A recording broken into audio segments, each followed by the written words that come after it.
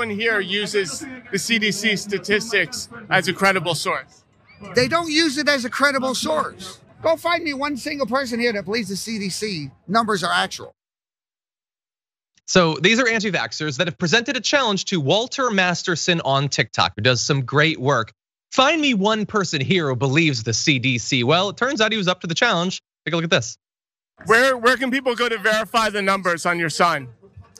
You can go to the VAERS database. You can go to the CDC website. Like, people just don't look at the information, but on the CDC website, and here's the URL if you want to. You get all your information from the CDC website, but you don't believe the CDC. What you need to understand is there's a difference between numbers being reported and policy.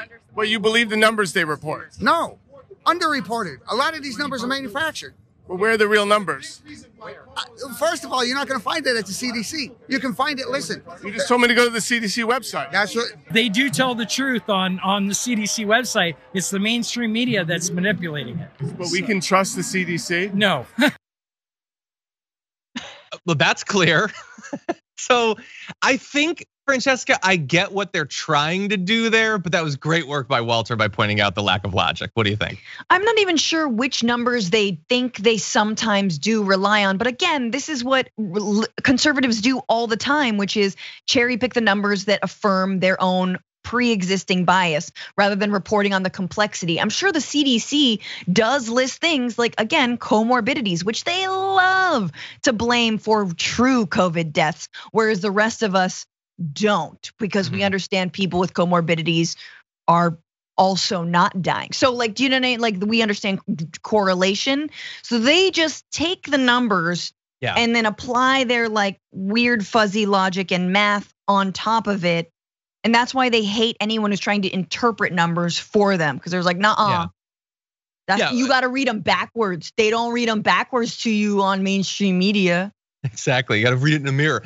So where do they learn this from? Well, Tucker Carlson just said last week that Dr. Fauci should be investigated, that he started COVID. So there's a lot of reasons that these people are confused. But you also have to bear in mind, it is goal oriented. These people, for all their talk about doing the research, did not do the research and then come to conclusions. They had conclusions. They looked for stuff that they, in their scientific illiteracy, think might contribute to it.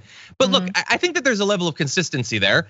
I don't think they believe any of this, but they think that citing the CDC, they have a vague idea that that makes them sound more reputable. And I think that's what they're running with.